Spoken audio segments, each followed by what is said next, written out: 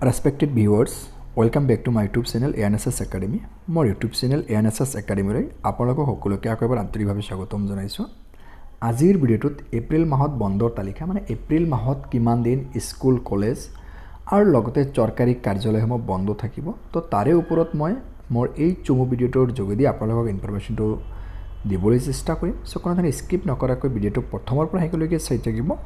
আৰু যদি আপোনালোকে মোৰ চেনেল নতুনকৈ আহিছে নিশ্চয়কৈ মোৰ চেনেলটো সাবস্ক্ৰাইব কৰি থবলৈ নাপাহৰিব। এতিয়া আপোনালোকে দেখিবলৈ পাইছে 14, 15 আৰু 16 এপ্ৰিলত বহাগ বিহুৰ কাৰণে স্কুল কলেজ আৰু অফিসসমূহ বা কাৰ্যালয়সমূহ বন্ধ থাকিব। 18 এপ্ৰিলত এদিনা গুড ফ্ৰাইডে, সেই গুড ফ্ৰাইডেৰ কাৰণে স্কুল কলেজ আৰু অফিসসমূহ বন্ধ থাকিব। 21 এপ্ৰিলত সতিহাদিনী দিৱসৰ ভাৱে স্কুল কলেজ আৰু অফিসসমূহ বন্ধ থাকিব, অফিস বা কাৰ্যালয়সমূহ বন্ধ থাকিব। 28 এপ্ৰিলত দামোদৰ দেৱৰ তিথিৰ ভাৱে স্কুল কলেজ আৰু চৰকাৰী যিবোৰ অফিস আদালত আছে এইবোৰ বন্ধ থাকিব।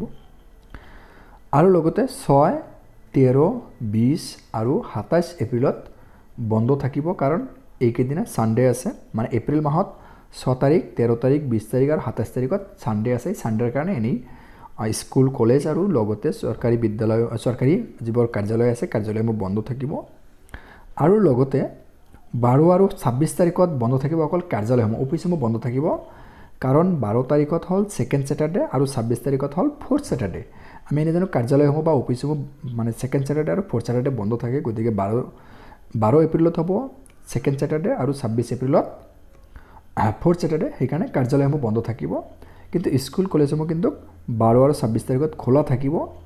সো এইখিনি আজি ভিডিঅ'টোত ইনফৰমেশন দিব লগা আছিল। তো স্কুল কলেজসমূহ টোটাল বন্ধ থাকিব 10 দিন আৰু অফিস বা কাৰ্যালয়সমূহ চৰকাৰী কাৰ্যালয়সমূহ বন্ধ থাকিব 2 দিন বেছি থাকিব, সেইকাৰণে 12 দিন বন্ধ থাকিব এই মাহত। সো আজি ভিডিঅ'টো এইখিনি ইনফৰমেশন দিব লগা আছিল। Thank U.